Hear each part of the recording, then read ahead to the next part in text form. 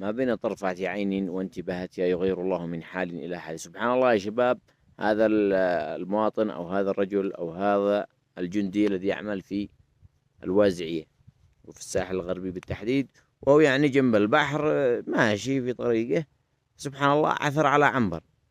العنبر هذا يا شباب يجي من الحوت.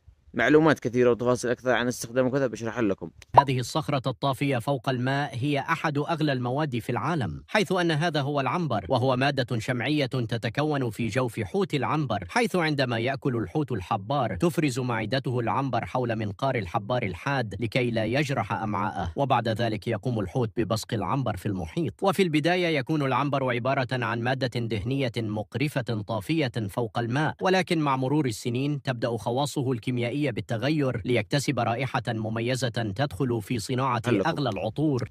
زي ما شفتم هذا الذي في الصورة، زي ما شفتم الشرح عن العنبر وعن فيما يستخدم ومن أين يأتي من الحوت، ومن يعني سبحان الله، ومن يعتبر من أثمن الأشياء التي قد يجدها الإنسان في الحياة. سبحان الله قد أعطوه يا شباب 1,000,000 ريال سعودي. وعلى ما كتب الأخ في هذا المنشور، لأنه مصدرنا يعتبر، قال إنه ما قد قبلش. يعني سبحان الله العنبر هو غالي جدا. فسبحان الله ما بين طرفة عين وانتباهتها يغير الله من حال إلى حال. سبحان الله رزقك يا بني آدم، يعني مهما بحثت ومهما ذهبت ومن ليس لك إلا ما كتبه الله لك. فنسأل من الله أن يرزقنا ويفتح لنا أبواب الخير في هذا الصباح الجميل. هذا كان مقطعنا لهذا اليوم يا شباب، نتمنى منكم مشاهدة ممتعة رائعة. إذا عجبكم المقطع شاركتوه يا شباب. حتى نلقاكم في فيديو قادم، كونوا في أمان الله.